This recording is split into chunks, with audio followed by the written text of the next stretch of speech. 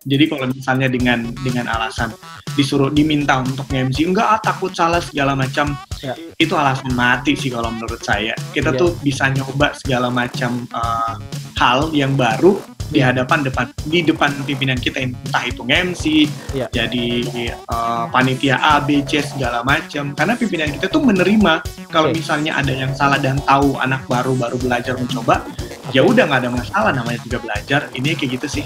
Ya semuanya tuh ada prosesnya. Jadi yang pertanyaannya adalah kita mau nggak sih ngelewatin proses itu yang dibilang orang lu MC-nya jelek banget tadi segala macam, pasang kuping tebal aja dulu. Kalau perlu malah nanya jeleknya di mana. Apakah setiap perform menjadi MC di BPJS Ketenagakerjaan dibayar atau tidak?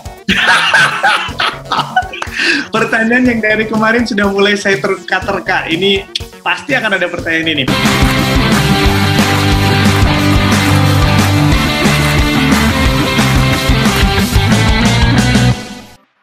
Oke, sepertinya sore ini kita sudah tersambung dengan narasumber kita yang luar biasa, karena ini sangat menarik kita angkat, karena beliau ini adalah MC kondang dari BPJS Ketenagakerjaan. Kita undang beliau. Oke, kita sapa. Assalamualaikum warahmatullahi wabarakatuh. Waalaikumsalam warahmatullahi wabarakatuh.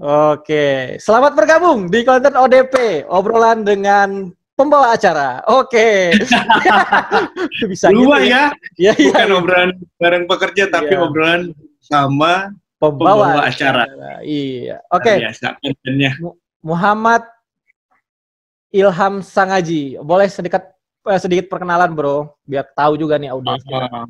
Oke. Saya Muhammad Ilham Sangaji, tapi orang lebih akrab manggil saya Aji. Sebenarnya Aji itu nama bapak saya loh. Tapi nggak tahu dari zaman sekolah lah ya, suka manggil nama belakang, nama bokap, Sangaji. Lebih tepatnya nama marga. Jadi kalau manggil Sangaji di rumah, serumah-rumahnya tuh keluar. Oke. Karena semuanya Sangaji di rumah. Sebenarnya panggilannya siapa sebenarnya? Harusnya. Ya middle name, kalau di Indonesia kan jadinya middle name ya. Jadinya panggilan saya itu Ilham sebenarnya. Ilham, oke. Dan anak sekolah, teman-teman sekolah zaman dulu suka manggil nama belakang, marga, Sangaji, dipotong zaman biar lebih komersil jadinya Aji. Oke, Aji ya. Jadi panggilan Aji aja lah. Aji aja sekarang. Oke. Aji sekarang lagi sibuk apa nih, Ji?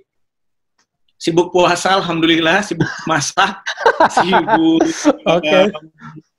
WFH dan WAO. WAO, oke. Tapi ngomong-ngomong, Aji ini sekarang di bidang apa sih, Ji? Di Humas. Jadi kalau di kantor itu nyebutnya Deputi Direktur Bidang Hubungan Masyarakat dan Antar Lembaga. Nah, Aji itu di Humasnya. Jadi ada 4 bidang di dalam situ. Salah satunya sayalah yang masuk di dalam bidang tersebut. Bidang itu nggak beruntung, ada saya. Oke, tapi ngomong-ngomong masalah Humas nih, Humas itu kan hubungan masyarakat nih. Saya lihat ini Mas Aji ini selalu mengisi konten-konten yang dipublish oleh Humas, atau dalam hal ini HML. Apakah Bro Aji ini emang konten kreatornya dari HML atau emang seperti apa? Enggak juga sih. Jadi kalau di Humas itu sebenarnya nggak di Humas, di HML itu dituntut untuk serba bisa. Jadi kalau misalnya lagi ada program atau ada produk yang mau di launching, kadang-kadang kan ada yang deadline atau arahannya tiba-tiba harus seperti ini, harus seperti itu. Dan kalau ngejar waktu, sometimes tuh talent untuk nyarinya agak susah. Jadi siapa yang pada saat itu ada di tempat, ya udahlah kita berdayakan berdasarkan arahan pimpinan. Tapi sebenarnya sih kalau memang waktunya masih aman, kita masih sering pakai talent dari luar yang lebih pro gitu. Tapi ngomong-ngomong masalah pro nih, ada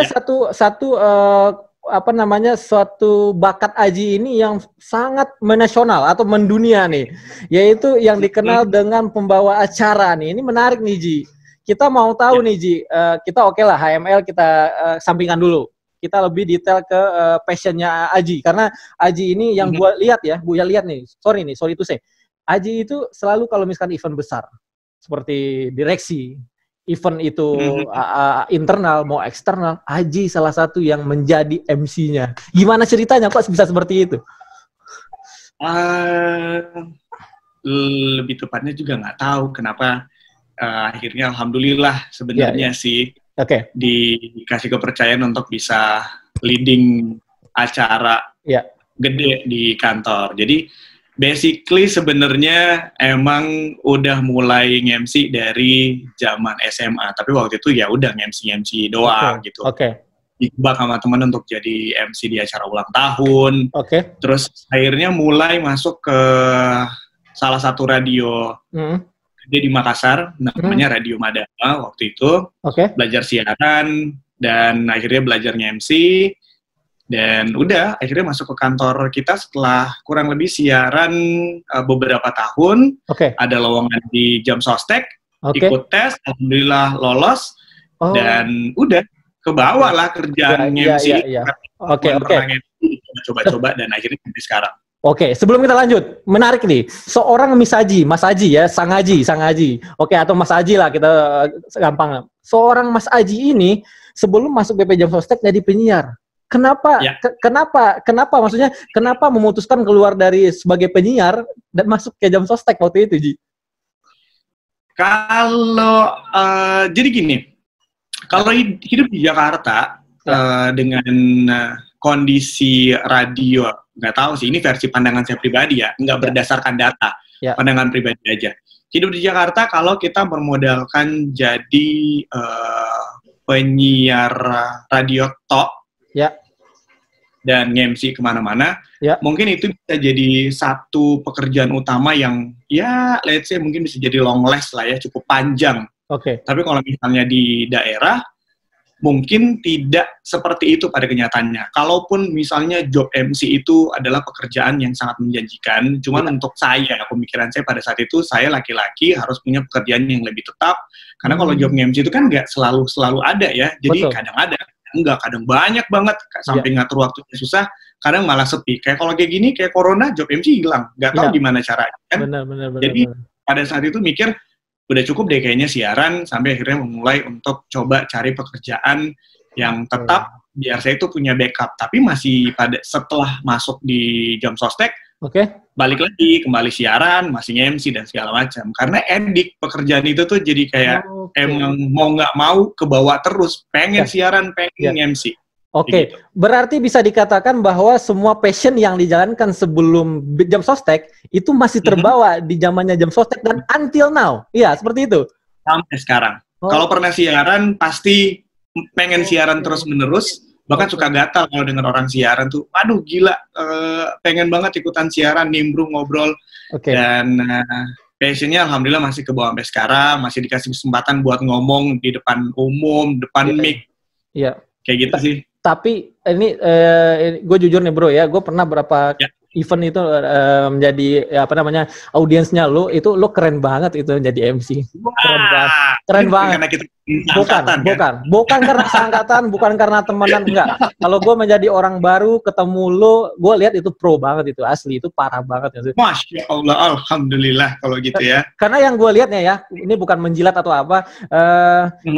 Saat gue lihatin perform dari seorang Aji nih, dia tuh TikToknya tuh cakep gitu, TikToknya cakep, suara intonasi ini cakep, dan juga cara ininya, yang penting itu kan kalau MC itu kan intonasi dan pronunciation-nya ya, maksudnya artikulasinya gitu, dan itu lo punya semua menurut gue ya, ini sebagai teman, bukan sebagai teman, tapi sebagai kacamata orang audiens nih, itu luar biasa. Mau buka puasa apa? Saya kirim langsung nih sekarang.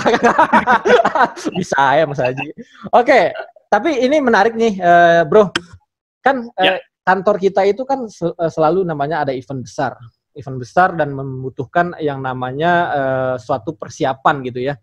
Misalkan Aji di bagian HML nih. Ya, tadi kata Aji, misalkan kalau ada event apa ya udah kita pakai talent yang ada. Nah, kalau misalkan talentnya sanggup menyanggupi dengan kondisi yang free juga. Namun kalau misalkan seorang MC itu bagaimana sih mengatur waktunya antara misalkan tiba-tiba job desk kita HML, tapi kita juga diundang oleh bidang lain sebagai MC di divisi lain, misalkan. Nah, contoh, dalam satu bersamaan, tentunya kita harus manajemen waktu yang lebih bagus, dan juga kita jangan sampai kita terlalu aktif dengan passion kita, tapi juga menyalahi aturan gitu loh. Nah, menurut Aji gimana cara mengatur manajemen waktunya seperti apa, Ji? Sebenarnya sebelum gue jawab, gue bingung gue harus lihat ke kamera atau lihat ke lu sih sebenarnya ini. Lihat kamera. Lihat kamera, Ya. oke. Nah, jadi di HML itu setiap ada pekerjaan nge-MC misalnya, di luar daripada deputi HML, itu harus melalui izin pimpinan dulu, nggak bisa senak dengkulku aja. Dan memang pekerjaan utamaku adalah mengerjakan pekerjaan yang ada di HML. Betul. Entah itu administrasi atau pekerjaan-pekerjaan yang lainnya, utamanya adalah itu. Kalaupun misalnya ada dari tim lain meminta untuk menjadi MC, itu bisa melalui, kadang kalau ditelepon, Ji lu MC ya, bla bla segala macam, lu telepon pimpinan gue dulu deh, karena gue bisa bekerja di tempat yang lain kalau misalnya pimpinan ngasih izin. Ya nggak boleh dong, pimpinan saya tetap harus kasih izin dulu baru bisa gerak. Betul. Nah itu dia, mungkin termasuk gua ya, jadi masih bingung. Kayak kalau misalkan kita punya passion yang dipakai orang gitu dalam tanda kutip gitu ya, apakah koordinasinya itu tetap berjalan dan itu masih berjalan nih seperti itu ya di kantor pusat ya? Alhamdulillah masih sangat berjalan kalau masalah itu. Nggak bisa aja keluar dari HML untuk kerja di tempat yang lain kalau nggak izin. Sebenarnya sih sama aja, nggak harus masalahnya MC sih. Masalah ngebantuin pekerjaan di tempat yang lain, karena kan kita pasti saling bantu ya antara satu bidang lain, deputi satu dengan deputi yang lain, itu harus tetap izin pimpinan, nggak bisa enggak. Oke. Kalau misalkan kalau misalkan acaranya daerah, itu koordinasinya tetap ke di HML dulu atau langsung daerah itu aja calling gitu atau gimana? Biasanya gini, kalau misalnya eventnya di daerah dan memang leadingnya di daerah dan tidak melibatkan tim besar dari kantor pusat, itu Aji tidak ikut. Tapi kalau misalnya eventnya memang leadingnya dari kantor pusat dan memang membutuhkan Aji, baru Aji diikutkan untuk ikut. Itu pun sekali lagi berdasarkan izin dari pimpinan. Kalau memang sudah dari awal diobrolkan. Oke. Paham. Jadi kayak gitu ya. Jadi walaupun Aji kerjakan itu misalkan bidang kepesertaan, ya let's say itu misalkan acaranya Pak Ilyas ya, pengen diminta ya tetap koordinasi dengan bidangnya HML tetap berjalan dengan baik. Luar biasa sekali. Luar biasa. Itu wajib ya. Wajib. Oke. Iya, karena nggak ada izin. Izin utama saya soalnya. Iya. Selanjutnya, ini menarik nih. Apakah setiap perform menjadi MC di BPJS Ketenagakerjaan dibayar atau tidak? Pertanyaan yang dari kemarin sudah mulai saya terka-terka. Ini pasti akan ada pertanyaan ini. Gimana jawabnya ya? Oke. Alhamdulillah kantor kita tuh selalu berupaya bekerja dengan profesional. Itu menyenangkan. Jadi alhamdulillah sebagian besar dari semua event yang dijalankan di kantor kita tuh selalu bekerja dengan profesional. Pimpinan-pimpinan kita juga seperti itu. Jadi kalau misalnya memang ada pekerjaan yang mengharuskan talent dipakai, talenta lebih tepatnya, talenta dari salah seorang dipakai, itu diberlakukan atau diperlakukan secara profesional. Gitu. Melihat situasi dan kondisi yang ada juga. Tapi kan nggak semua juga harus kayak gitu kan. Ada yang mungkin meeting kecil kita ngebantuin orang, ya udah masa iya harus enggak, saya nggak mau kalau nggak ada ininya, saya nggak mau kayak gitu sih. Jadi ngelihat situasinya juga. Alhamdulillah hampir sebagian besar untuk event-event besar juga itu udah tahu harus seperti apa, dan yang lebih menyenangkannya lagi tuh negosiasinya berjalan seprofesional yang seharusnya kayak gitu. Kalau emang budgetnya ada, kan kita perusahaan nirlaba, jadi ada iya, kalau enggak udah nggak apa-apa. Oke. Berarti kalau misalkan ada budget yang dianggarkan itu ya oke gitu ya. Tapi namun kalau misalkan di luar itu misalkan no budget, low budget apapun itu tetap seorang Aji tetap akan perform gitu ya. Iya kan juga namanya kita makannya dari situ ya. Jadi enggak gimana sih, enggak harus selalu mikirin itunya juga. Jadi kalau misalnya emang dari perusahaan memang ada budgetnya, alhamdulillah kita diperlakukan secara profesional. Tapi kalau misalnya memang nggak ada, biasanya penyelenggara itu udah ngomong dari awal gini kondisinya, ya udah nggak apa-apa kalau misalnya memang situasinya seperti itu. Gitu. Paling tinggi berapa? Aduh. Harus dijawab ya? Yes. Berapa ya? Kisaran. Oke, gini. 1 sampai 2, 2 sampai 5. 2 sampai 5 atau 1 sampai 2? Pilihan yang kedua. Oke. Ya, oke. Pilihan yang kedua. Pilihan kedua. Oke. Pernah nggak menjadi MC di luar kantor? Di luar Sering. Sering? Iya. Oke.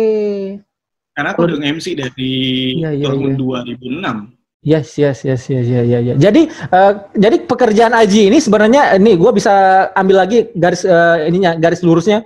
Aji ini suatu memiliki passion sebagai MC. MC-nya itu dimanfaatkan untuk di institusi kita sebagai BPJS Ketenagakerjaan atau BP Jam Sostek. Namun di luar sana juga mengaktualisasi diri. Seperti itu, Ji. Masih, tapi udah nggak kayak dulu lagi. Jadi pertama kali zaman siaran. Ya. MC itu jadi pekerjaan utama.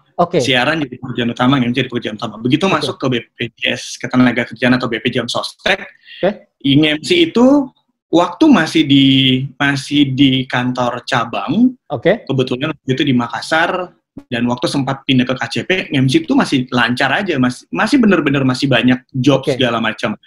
Waktu itu kan kerjaan masih lancar. Istilahnya tuh kalau istilah sama anak-anak tuh gajinya nggak goyang, hidup tuh pakai duit MC gitu, karena emang jalan banget. Begitu pindah ke kantor pusat, karena memang loading pekerjaan dan juga keramaian padatnya jalan segala macam sudah tidak memungkinkan untuk pindah ke tempat yang lain, yang satu dengan yang lain tidak cepat, jadi dikurangin, jadi lebih banyak di institusi kita aja. Kalaupun ada di tempat lain juga sekali-sekali aja. Capek. Iya benar. Mungkin gitu. Iya, jadi saat mengisi waktu kosong, misalkan lagi libur, ya let's say misalkan Sabtu Minggu, kalau misalkan nggak ada aktivitas apapun, kalau ada tawaran ya kenapa tidak gitu ya, Ji ya? Iya, alhamdulillah kalau ada tawaran, waktunya cocok, kita lagi nggak capek-capek banget, cuannya bagus, ya boleh. Oke, cakep, keren banget ya. Tapi ngomong-ngomong Ji, kalau di luar gitu Ji, MC di luar nih, itu sistemnya apa? Pay for job? Pay for performance atau pay for kontrak? Apa sih? Kebetulan kan kalau kayak Aji itu kan bukan artis ya, kalau kayak yang udah kelas artis itu dengan segala macam dihitungnya ini segala macam. Kalau Aji ya udahlah ngelihat aja eventnya di mana, ngitungin biaya yang keluar aja sih, biaya yang keluar harus pakai baju ini, harus pakai ini nih, kan butuh biaya segala macam. Transportnya gimana? Kita dikasih fasilitas apa aja, yang standar-standar aja sih dihitung-hitungnya. Intinya masuk akal aja, gitu sih. Intinya masuk akal dan juga tidak rugi gitulah ya, itu kasarnya itu. Iya. Karena ceritanya itu intinya bukan pekerjaan utama lagi, jadi lebih ke menyalurkan passion, biar bisa tetap ngobrol, talentanya nggak hilang, kayak gitu sih. Tapi sorry nih, by the way, background-nya apa sih? Komunikasi kah atau apa? Enggak. Nggak ada background komunikasi sama sekali. Jadi, background-nya ekonomi, kuliah ekonomi. Iya, kuliahnya ekonomi. Cuman karena memang begitu selesai SMA langsung siaran, selesai SMA langsung siaran. Jadi kuliah tuh memang sambil kerja. Lebih tepatnya mungkin kerja sambil kuliah ya, karena pada saat itu udah kenal duit. Kuliah itu jadi kayak ya udahlah, yang penting punya ijazah kayak gitu waktu itu. Jadi kerja dulu ya, lulus kuliah sekolah itu kerja dulu. Jalan barengan waktu itu sebenarnya. Barengan ya. Langsung barengan, kuliah kerja langsung bareng waktu itu. Tapi ini luar biasa loh Ji.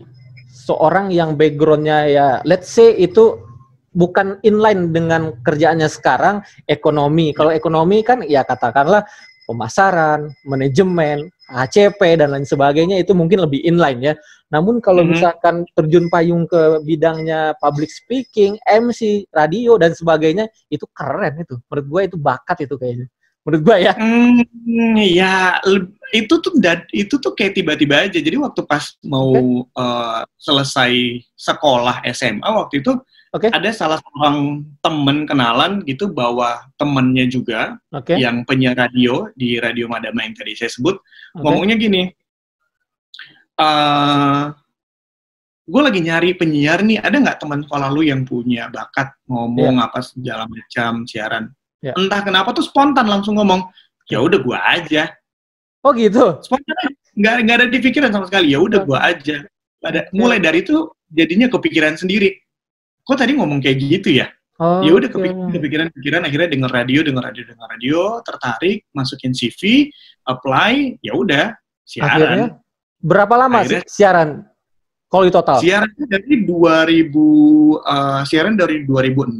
Ya. 2013 sempat berhenti sekitar 3 sampai 6 bulan karena ikut tes kantor kita. Oke. Begitu penempatannya di Makassar, lanjut siaran lagi. Oke. Sampai benar-benar berhenti total, benar-benar udah nggak siaran sama sekali itu 2016 begitu pindah ke Jakarta. Jadi kurang lebih sekitar 10 tahun. Oke, 10 tahun jadi penyiar luar biasa. Maju mundur ya. Iya. Keren banget. Itu 10 tahun menyiar dan sekarang juga disalurkan melalui bidangnya HML, itu keren banget menurut gua, Ji. Oke. Alhamdulillah. Mantap ya. Oke. Ini mungkin ini poin penting nih di obrolan kita sore ini. Kan mungkin tidak mudah untuk memupuk suatu bakat dari kecil. Dan tidak mudah juga kalau misalkan kita keluar dari zona background kita. Nah, menurut Aji nih, apa yang harus dibutuhkan oleh seorang, let's say, penyiar atau MC yang katakanlah yang public speaking di depan audiens yang begitu banyak, apa yang perlu dibutuhkan nih menurut Aji? Kemarin tuh aku bikin satu, kalau lihat di IG story kan kita kebetulan temenan di Instagram, itu bikin cerita event. Awalnya tuh jadi cerita MC, akhirnya bareng sama teman-teman bikinnya ya udah bikin cerita event aja. Ada pertanyaan pada saat sharing session tuh ngomongnya gini, apa skill utama yang dibutuhkan untuk mau bikin event bagus dan segala macam. Nah, kalau pertanyaannya skill apa yang dibutuhkan untuk di ilmu public speaking, MC dan segala macam. MC ini kan sebenarnya satu dari sekian banyak public speaking ya. Iya, betul. Di antara sekian banyak. Nah, kalau menurut aja sih jawabannya sama. Kita tuh cukup butuh yang namanya skill MAU, bukan MUA ya. Kalau MUA buat gambar wajah. Makeup artist. Mau. Iya. Apa? Itu udah paling penting. Yang penting mau aja. MAU. Mau. MAU mau. Itu Gimana tuh? Karena kalau nge-MC itu sebenarnya semua orang bisa banget. Aji, Petra, siapapun itu semuanya bisa. Nge-MC itu kayak ajang orang masak lah. Kayak kalau kita kopi A, kopi B, kopi C, segala macam warung kopi di mana-mana tuh ada. Sama aja sebenarnya itu kopi, tapi taste-nya beda. Semua orang bisa bikin kopi, rasanya beda. Orang bikin dalgona coffee dan segala macam yang di Instagram itu bentukan kelihatannya ya udah nggak ada bedanya. Tapi coba deh rasain, pasti akan ada sesuatu yang beda. Jadi kalau nge-MC itu semua orang bisa bicara di depan umum, bisa memandu acara. Yang beda itu pembawaannya, jam terbangnya, pengalamannya, terus juga cara menghadapi audiens, cara menghadapi hal-hal yang tidak diinginkan bisa tiba-tiba terjadi di event dan segala macam. Intinya tuh kita mau aja dulu. Kalau udah mau, semuanya bakal ngikut. Kalau misalnya salah, ya nanti ada pelajaran. Mau belajar di situ. Kalau misalnya kurang koordinasi, yang penting kita mau koordinasi. Intinya mau dulu, semuanya bisa jalan belakangan. Gokil. Intinya MAU dulu. Itu luar biasa. Semuanya akan berjalan di belakang. Gokil sekali. Ini tips yang keren sekali nih dari seorang MC kondang BPJ STK.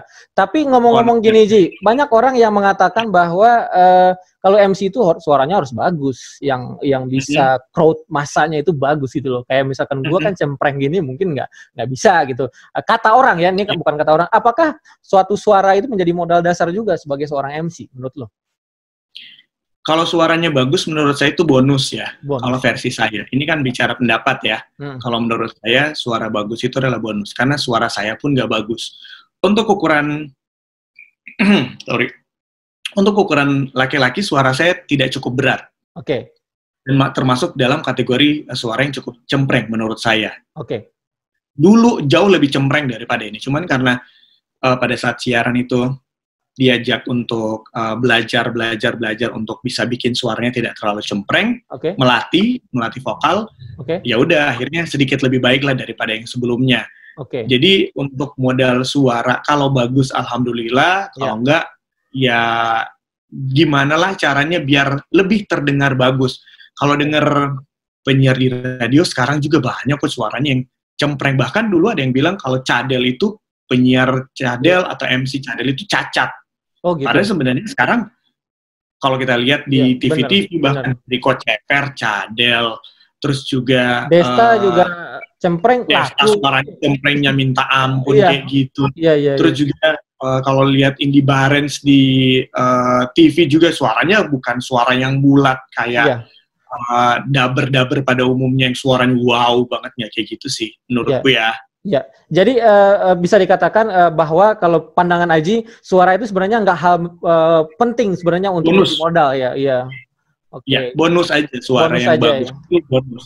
Tapi bukan berarti ya udah suara dijelek-jelekin aja, nggak gitu juga. Oh, nggak gitu juga. Oke, paham. Oke. Diatur aja sih. Iya. Tapi kalau masalah percaya diri, kayaknya seorang Aji sangat percaya diri nih kalau misalkan di publik di depan umum. Itu apakah dilatih kah? Atau berjalan kah? Atau seperti apa, Ji? Soalnya pede banget gitu. Kalau percaya diri itu sebenarnya sama aja kayak tadi pada saat cerita tentang MAU. Itu tuh jalan gitu aja. Yang penting tuh kita nyoba dulu. Jadi awalnya pun rasa percaya dirinya itu jauh daripada yang seharusnya dibutuhkan pada saat kita berada di depan panggung ya. Di depan orang banyak. Yang deg-degannya berlebihan, kontrolnya susah, terus juga kayak bingung mau ngomong apa dan segala macam. Cuma karena mau salah, mau belajar, diulang terus, dicoba terus dan segala macam, akhirnya tuh bukan bahwa kepercayaan dirinya selalu ada dan udah nggak nervous, itu sama sekali nggak. Setiap mau nge-MC itu masih nervous, masih kadang-kadang tuh tangan masih dingin, masih selalu stres, bahkan kadang kayak gitu. Tapi bedanya dulu sama sekarang lebih bisa dikontrol aja, karena udah tahu kalau kayak gini harus kayak gimana, kalau ada kendalanya harus kayak gimana, kayak gitu sih. Lebih tahu memanage emosinya aja sih, gimana.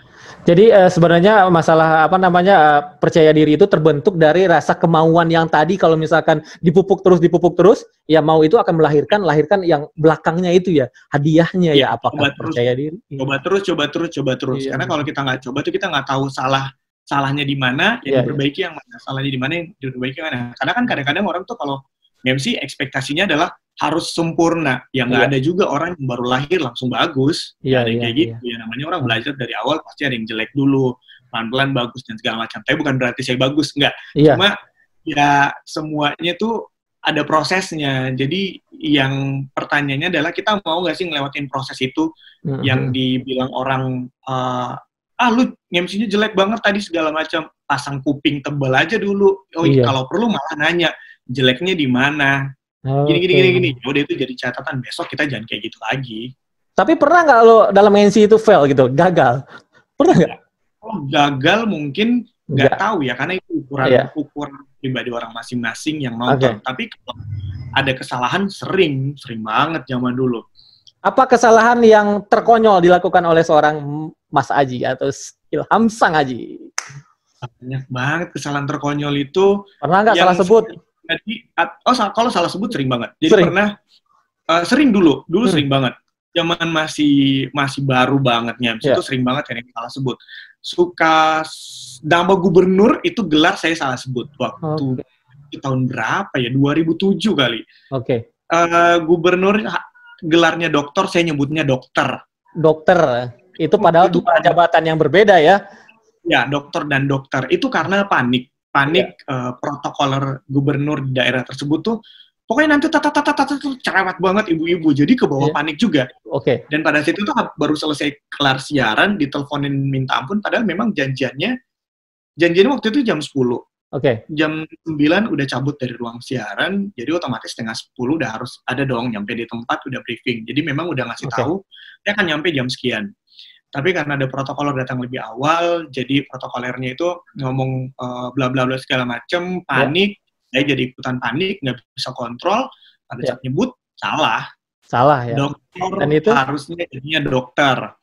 Pernah salah juga karena informasi yang disampaikan sama stage manager atau LO MC pada saat itu salah, saya nyebutnya salah juga karena informasi yang disampaikan salah. Sama salah di intonasi itu pernah. Jadi intonasi itu bisa jadi kesalahan juga karena pernah menggantikan MC utama waktu masih baru MC, itu pernah menggantikan MC utama untuk sebuah event besar waktu itu di Sulawesi Selatan, di Makassar, ada perhelatan menghadirkan 36 kerajaan se-Indonesia. Oke. Menggantikan MC di salah satu tenan yang berbeda daripada panggung utama. Tapi karena waktu MC utamanya nggak, ada satu hari yang nggak bisa, switch lah. Ya udah, karena diminta, ya udahlah kita coba. Walaupun cobanya itu agak deg-degan segala macam. Iya.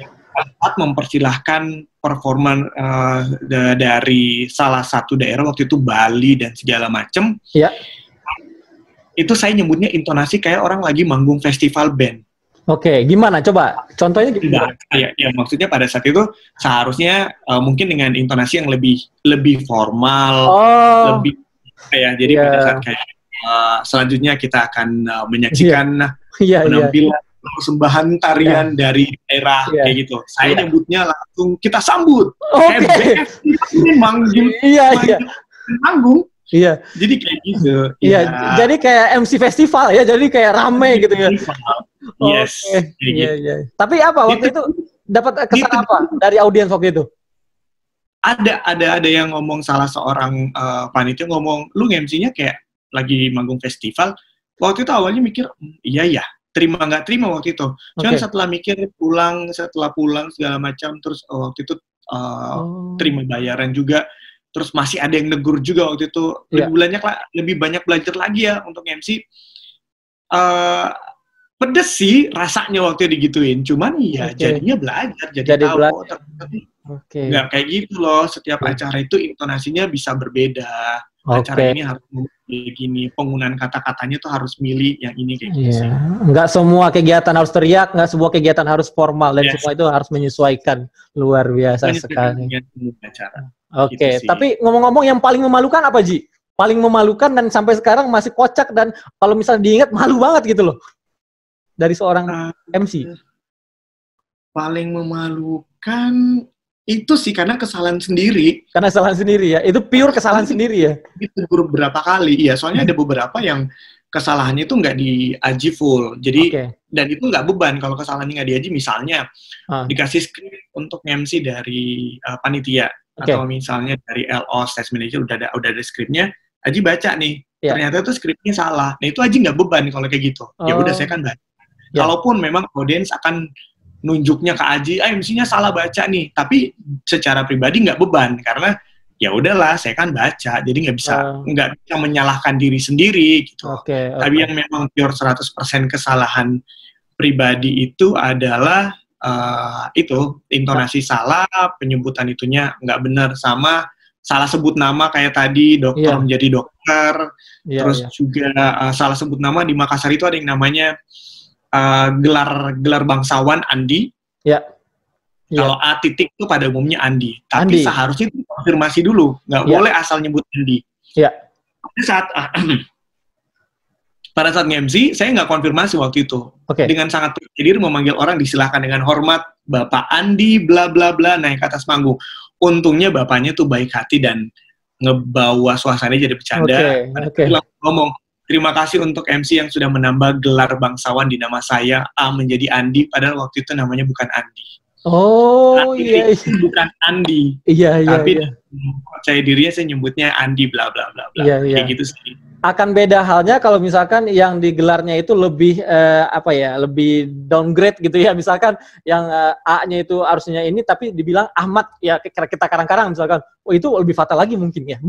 Nah, itu pentingnya koordinasi sih. Jadi benar-benar kalau misalnya memang, nah sekarang tuh kalau kayak acara di instansi kita, itu tuh yang namanya koordinasi penting banget untuk soal penyebutan nama segala macam. Bahkan kemarin itu ada salah seorang pejabat kita yang setiap kita Aji MC itu Aji selalu konfirmasi ke dia, namanya mau disebut seperti apa. Kalau misalnya harus ada CV yang disebutkan, CV-nya harus dibacakan yang mana, karena memang setiap orang kan ada treatment yang berbeda ya menurut Aji. Kalau misalnya kita kenal dengan pejabat A, pejabat B, paling enggak tuh kita tahu pada saat acara dia mau di-treat seperti apa. Apakah namanya harus disebutkan gelar? Karena kalau di instansi kita kan sebagian besar pimpinan kantor kita tidak ada penyebutan gelar, hanya jabatan dan nama. Ya. Kayak gitu. Jadi kalau misalnya panitia tiba-tiba ngasih nama ada gelar, ya. Itu saya konfirmasi ulang lagi, ini harus disebutin atau enggak. Oke, Kayak luar gitu. biasa. Jadi pengalaman tuh berbicara ya Ji ya. Jadi dari pengalaman yang pernah seperti itu tadi akhirnya menimbulkan output yang luar biasa seperti koordinasi yang berjalan dengan lancar dan juga tentunya komunikasi yang baik dengan semua lini termasuk dengan panitia itu luar biasa. Oke Ji. Nah, itu Haji sebut tuh ya kalau misalnya mau salah akhirnya nantinya insya Allah bener gitu. Oke, itu suatu prinsip yang dipegang oleh seorang Mas Haji. Insya Allah ya. Ya insya Allah salah benar. Mudah-mudahan ya. Kalau ngomong kayak gini kayak orang paling benar hidupnya, tapi ada kenyataannya nggak gitu juga. Oke, Ji, ini terakhir nih Ji. Sekarang kan mungkin namanya kondisi saat ini kan nggak normal ya. Apalagi pandemik sekarang ini kan membuat insan, apalagi lembaga kita itu yang mengakibatkan ya harus setengah di dalam, setengah di luar, setengah di rumah, setengah di kantor.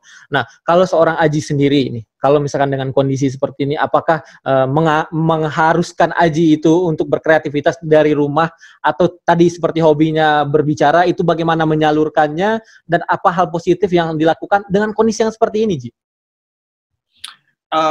Ada beberapa. Sebenarnya awal-awal tuh kayak ngerasa nggak ada masalah sih dengan work from home, stay at home. Saya kebetulan tipikal yang alhamdulillah tuh berusaha menikmati situasi apapun yang terjadi di sekitar. Kalau harus kerja di kantor, work at office, ya kita nikmatin. Kalau di rumah, kita nikmatin. Yang penting tuh buat saya internet lancar aja. Itu udah menyenangkan banget. Karena kalau internet tidak lancar tuh, kita tuh bisa ngapain aja. Bisa bikin live IG, bikin story, baca berita, nonton, terus juga kerjaan juga masih lancar kalau internet lancar, dan kemarin tuh sempat bikin kayak sharing session bareng sama orang-orang. Intinya kalau dipaksa untuk harus produktif sih, enggak. Aji bukan kayak gitu. Aji tuh nikmatin momennya kalau bisa istirahat. Ada kan tipe orang-orang yang kadang-kadang tuh suka jangan sampai nggak produktif kalau misalnya kita work from home, kita harus ikut kelas online ABC. Aji nggak kayak gitu. Aji tuh ya udahlah, go with the flow aja gitu. Kalau misalnya lagi ada kelas yang menurut kita bagus, kita bisa ikutan, kita ikutan. Kalau enggak dan ada waktu istirahat, kita istirahat. Kalau ada waktu buat seru-seruan di IG live, kita IG live. Jalan aja deh. Jangan dibikin beban, jangan jadi stres sendiri nanti gara-gara harus dituntut produktif, apalagi kalau hanya sekedar mau eksistensi di sosial media buat dilihat produktif sih. Aji sih nggak kayak gitu sih. Menurut Aji ya. Iya. Itu kayak menyindir sebuah di production ya. Nggak gitu. Oke. Sekarang nih closing statement dari Aji. Bagaimana legacy itu penting dari seorang MC Aji yang mungkin ya katakanlah pengen ada penerus-penerusnya nanti di institusi kita, di lembaga kita BPJS Ketenagakerjaan, adanya MC kondang lainnya, apa yang harus dimiliki oleh kami dan mungkin ada pesan khusus dari seorang Mas Aji? Intinya tuh kalau untuk institusi kita ngomongin tentang MC, untuk saat ini ya, untuk tipikal pimpinan kita di BPJS Ketenagakerjaan itu pimpinan kita tuh super duper teramat sangat baik dan ramah. Itu bisa saya jamin, bukan tipikal pimpinan yang sangat otoriter gitu ya. Otoriter dan segala macam. Mereka tuh sangat baik banget. Jadi nggak ada halangan untuk kita tuh mau belajar dan mencoba. Jadi kalau misalnya dengan alasan disuruh diminta untuk nge-MC, enggak takut salah segala macam, itu alasan mati sih kalau menurut saya. Kita tuh bisa nyoba segala macam hal yang baru di depan pimpinan kita, entah itu nge-MC, jadi panitia A, B, C segala macam. Karena pimpinan kita tuh menerima kalau misalnya ada yang salah dan tahu anak baru belajar mencoba, ya udah nggak ada masalah, namanya juga belajar. Ini kayak gitu sih. Kalau saya ya melihat kondisi yang sekarang dengan situasi pimpinan yang sangat baik banget versi saya, coba aja semua yang belum pernah dicoba, belajar terus dan nggak usah takut salah. Sekalipun itu salah, bangkitlah dari kesalahan, koreksi diri, berikan yang terbaik. Betul ya, Ji? Karena kalau nggak pernah tahu yang benar kalau kita nggak salah dulu. Gokil, gokil sekali, luar biasa sekali. Pencerahan yang begitu sangat inspirasi buat apalagi buat orang-orang yang menyukai dunia public speaking, siaran, komunikasi dan lain sebagainya. Minimal ini menjadi dasar kami, Ji, apalagi gua nih ya. Mudah-mudahan sih gua kan karena gua juga orang yang sering berkomunikasi tapi tidak senang untuk menutup diri. Gua senang berbagi soalnya. Dan mudah-mudahan melalui channel ini sharing dari Aji juga bisa kita bagikan ke teman-teman, subscriber dan juga penonton di luar sana bahwa yang namanya suatu passion bakat itu kalau tidak dipupuk dengan rasa kemauan yang kuat, ya semuanya tinggal nol atau tinggal kenangan gitu ya, Ji ya. Percuma kalau punya suara bagus tapi nggak bisa dipupuk, nggak dilatih, atau percuma punya face yang good looking tapi nggak bisa membantu bermanfaat untuk orang, percuma. Luar biasa. Itu yang paling penting. Ya. Hidup itu percuma kalau kita nggak bisa bermanfaat sama orang lain. Gokil. Itu keren, statement lu keren banget beneran. Saya malah pengen bikin channel YouTube setelah ngobrol-ngobrol kayak gini. Oke, Ji, nanti kita tunggu. Undang gua di channel gua. Saya tidak sehebat Petra. Oke, Ji, sebagai penutup nih, Ji, bisa berikan kami sedikit motivasi dalam bentuk gini. Seorang MC atau seorang yang punya passion di luar institusi tentunya perlu menyeimbangkan antara karir, pekerjaan dan sebagainya. Tentunya Aji punya tips khusus nih. Passion kita tetap jalan, kayak seperti gue misalkan gue AR ya, ini jujur nih, gue AR. Tapi kan gue punya hobi seperti ini. Nah, kalau Aji sendiri nih, gue pengen denger bagaimana Aji menyeimbangkan antara semuanya, mensinkronisasikannya semuanya jalan. Hidup dijalankan dengan apa adanya, tapi tidak mengurangi apa yang kita sukai, gitu loh, Ji. Intinya gini, kita tuh malah adalah, kalau versi Aji ya, kita tuh tipikal orang yang sangat beruntung. Aji dengar statement ini dari sebuah acara yang diadain kantor kita juga. Kita tuh orang yang tidak bekerja di dunia passion kita adalah orang yang beruntung. Tapi bukan berarti yang kerja di dunia passion itu nggak beruntung, enggak. Cuman berusaha mensyukuri yang ada aja. Jadi kalau misalnya kita nih udah mentok nih misalnya AR atau kalau Aji nih penata, udah mentok di segala macam pekerjaan, kita tuh punya pelarian di passion kita. Bener ya sih? Kayak misalnya kalau kita udah mentok dengan segala macam pekerjaan, rekonan atau apalah yang mungkin sekarang juga alhamdulillah bisa lebih mudah pekerjaannya, tapi pasti akan ada momen yang mentok banget di kepala gitu. Bisa menyalurkan stresnya dengan kegiatan kayak gini nih, bikin channel YouTube dan segala macam, itu langsung fresh. Kebayang nggak sih dengan orang yang kerjanya di passionnya dia? Kalau stres dan mentok, lari kemana? Kan udah di passionnya. Iya, betul. Udah di passionnya kan? Terus mau lari kemana? Itu dialami nama sahabat Aji banget. Kemarin malah curhat kayak gitu. Jadi pada saat itu Aji cuma bilang, berhenti kerja dulu sementara. Kalau Aji ngomongnya gitu pada saat itu, ngomong ke dia. Berhenti kerja dulu, stay aja dulu, istirahat, nggak ngapa-ngapain. Dan finally setelah itu, ya dia kembali fresh lagi. Karena kalau kita nih yang kerjanya nggak di passion, kita punya pelarian. Kita tuh di kantor punya banyak orang-orang yang punya passion bagus-bagus, sambil kerja di waktu luang, mereka bikin video nyanyi, ada sahabat-sahabat kita tuh bikin podcast, segala macem. Jadi punya passion yang disalurkan, kalau udah stres bisa lari ke passionnya. Tapi kalau misalnya orang udah kerja di passionnya, kira-kira lari kemana? Iya, benar-benar. Cerdas sekali itu. Itu suatu quote penutup yang luar biasa dari seorang Aji, Mas Aji. Oh, gokil sekali. Bener. Gue juga baru nyadar loh. Oh iya, bener juga ya. Soalnya kalau misalkan pusing dengan rekonsiliasi, tiba-tiba di rumah fresh lagi otak kita berbagi dengan orang. Wah, luar biasa gitu ya. Gokil. Oke, Ji, kayaknya nanti suatu saat gue akan undang lo lagi lebih spesifik tentang event apa tadi yang lo bilang tadi ada project event. Apa? Cerita event.